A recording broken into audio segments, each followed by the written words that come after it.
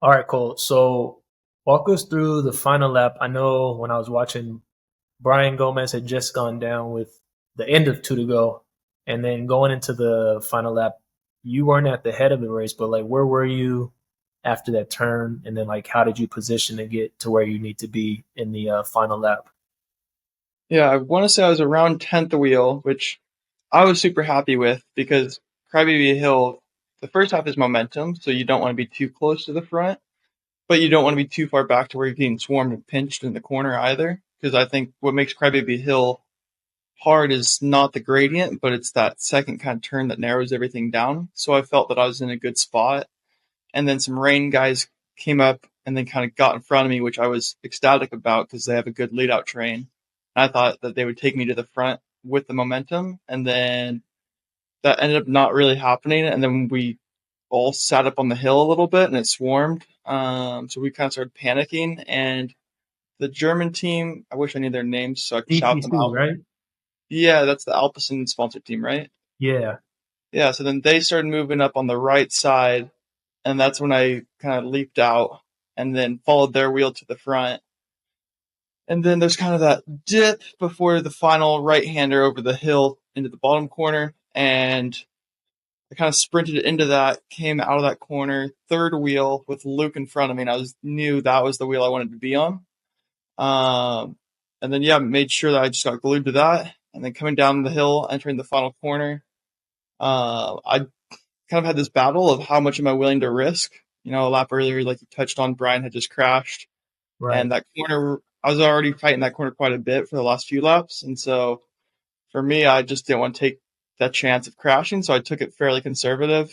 And in the video, you can see Luke opens up several bike lengths in that corner.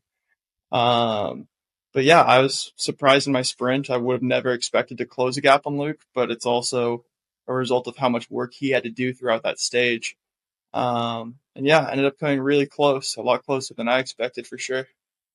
And I feel like the key to that to Crybaby Hill is like the second half of that climb, where essentially, like you said, you get into position by doing a sprint on that back half to go into that final turn. Is that kind of that was like your focus on that back half of the climb?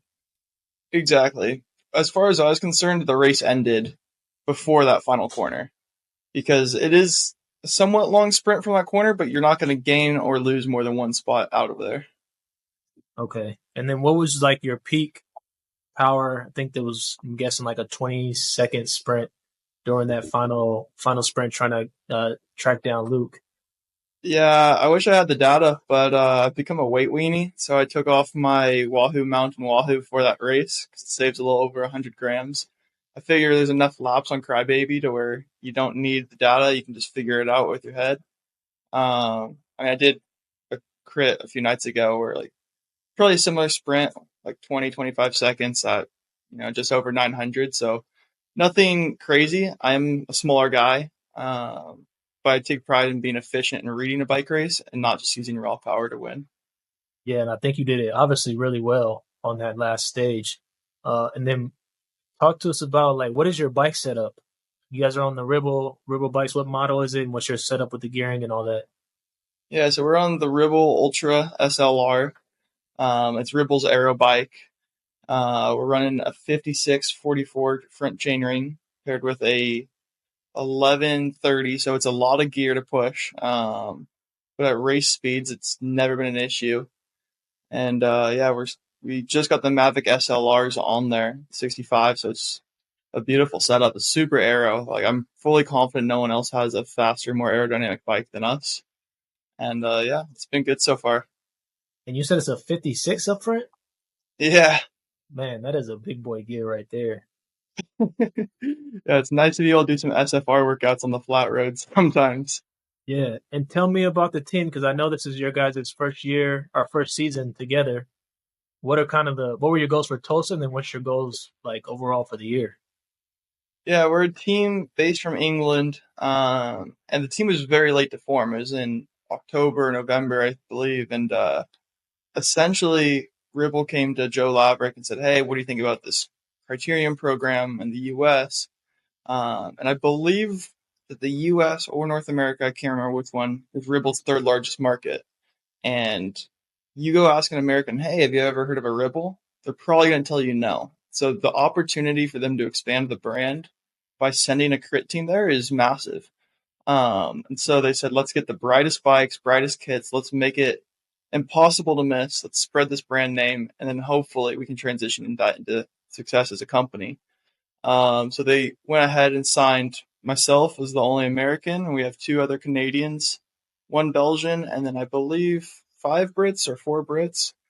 So we're kind of all over, and the situation that we were all in was similar of, it's October. Everyone should have their contract sorted for next year by then. And there's a Yeah, lot of uncertainty between all of us. I think probably half of us were thinking we were done, myself included. I thought it was pretty much the end of the line. And as a result, the team chemistry is unmatched.